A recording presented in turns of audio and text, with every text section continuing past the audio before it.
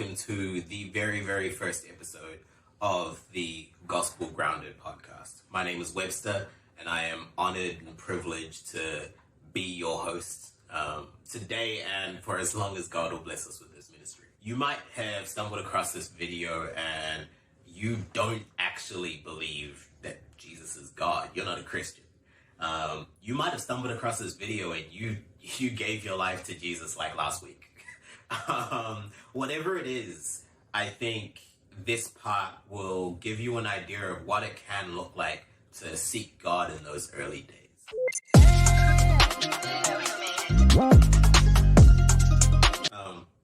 I'm going to share a little bit of my testimony, and hopefully that paints a picture for you. So I grew up Catholic. What that means is I felt like I knew God, right? I did all the good Catholic things. Then I get to finishing high school and I go to university, my late teens, early 20s, and I stray. I get lost in the sauce, if you will. I was in the music industry, and I remember specifically, I was telling my wife this the other day, I remember specifically there was a time where I left high school, and I was already in the music industry by this point, but still staying true to my Catholic faith. And I had made it a vow that I wouldn't cuss in any of my songs. I'd write these songs and I'd specifically go out of my way to make sure that I didn't cuss, right? Fast forward like 2 years into uni, and that went out the door. As did my going to church, as did any, I wouldn't necessarily say Bible knowledge. The Bible knowledge remained, but I just didn't give it the weight that it deserves. Basically, I got lost. I recognized that God had gifted me with something, being that I was good with words. I mean, I was in law school, right? So I recognized that God had gifted me with something, but I didn't recognize what God wanted me to do with that. So I was doing my thing. I was doing what I wanted to do. And that might be you, right? But what happened was, fast forward a few years later, and I moved to Australia. I met my then girlfriend, now wife. We start dating a little while into that journey. And when we start to get serious, she tells me that I need to find God. Right? I'm shook by this point because I'm like, what do you mean I need to find God? Like, I grew up, I'm a Catholic. I'm a good Catholic. I was an altar boy. Like, I gave the list. She laughed at me and told me to go find God. So I started going on this journey, not quite knowing what that meant by I need to go find God. So if you're here and you're not quite sure what it means to seek God, I've been there. I'm with you. It's weird. Like, where do you even start? But here's the crazy thing. As soon as you decide that you're ready to seek God, that you're wanting to seek God, God meets you there. And just to paint this picture for you, so my man Reza and I, we used to run this hip-hop blog. And anyway, long story short, I was reviewing a Stormzy album. Shout out Stormzy.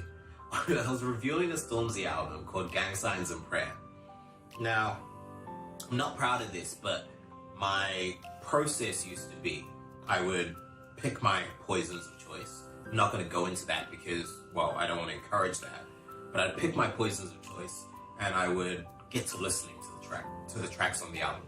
I would not look at the album list because I didn't want to have any biases of like favorite artists that I liked on specific songs. And so I just hit play.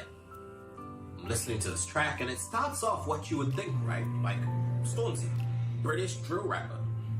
Starts off exactly what you think it would be. Then halfway through, a worship song comes on. Blinded by Your Grace. I'm shook. Like, I'm faded, but I'm shook.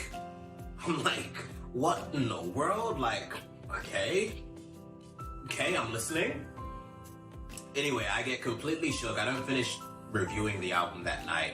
And what I end up doing is just listening to Blinded by Your Grace Part 1 and Part 2 on repeat all night. Like, I'm talking all night. I finished this. I'm like, okay, I need to go to bed. My girlfriend said, go find God.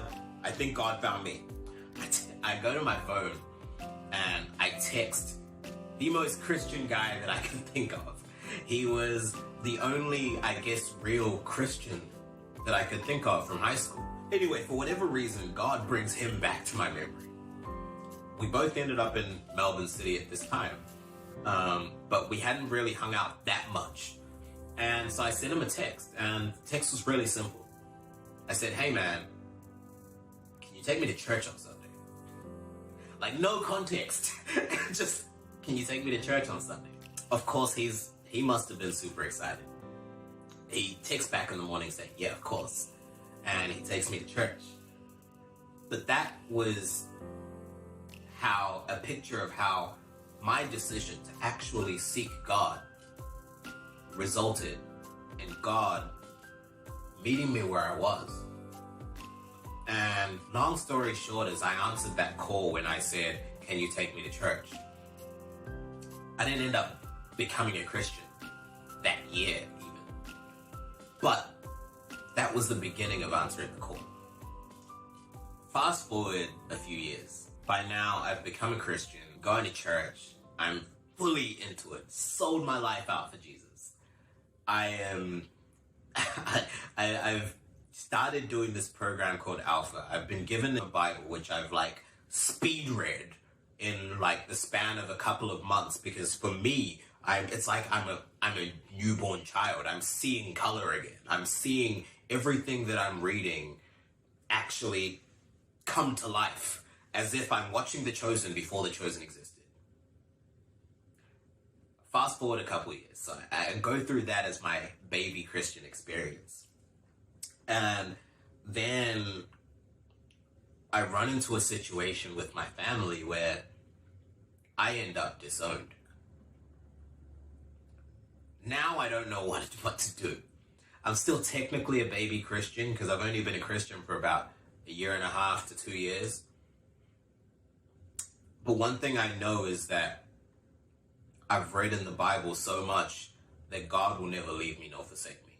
I feel so alone because, well, I thought that because I'm Christian now, if God is for me, who can be against me? Yet the world's like, no, your family can be against you.